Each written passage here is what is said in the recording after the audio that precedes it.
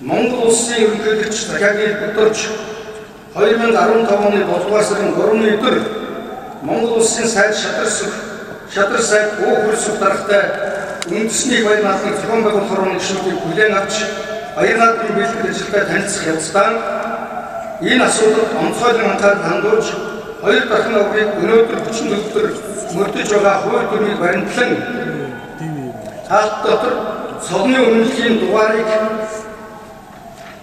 баримтлан гээл байгааг анхаарна.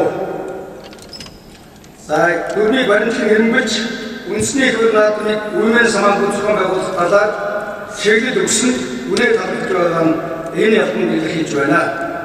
Ерөнхийлөгч хоёрын иргэдийн тухайд өөрийн байр суурийг ийхүү нэгэн утгатайгаар илэрхийлснээр Сүхбаатарын өөрт нөхсөн үйлдэлд хариу өгсөн юм аа.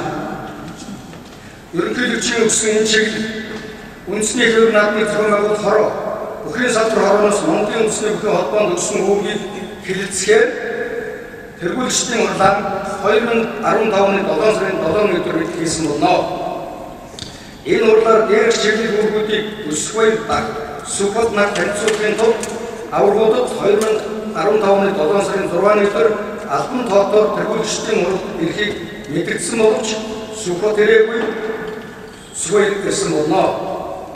Монголын үндэсний холбооны тэргүүлэгчдийн энэ хурлаар хоёр дахин аврыг үндэсний хууль наадмын үндэсний баримтны дүрмийн 36-гийн 1 заалтыг баримтлан амжилтаар нэрвэлхэн албан ёсоор нутагсноо үндэсний бүхэн салбар хороонд уламжилсан. Энэ уламжилсан үндэсний бүхэн салбар хороо ерөнхийлөгчд үндэсний байрны зохион байгуулах хороонд уламжлах ёстой. Аян орог цогтой байхдаа өсөх баяр Сүхбаатарын өмнө ирмэгтэй байсан бөгөөд амжилтын үед хоёр өсөх баяр 3 удаа 8 давсан амжилтаараа 8 даваа Сүхбаатаас илүү тул дараагийн даваануудыг тооцохгүйгээр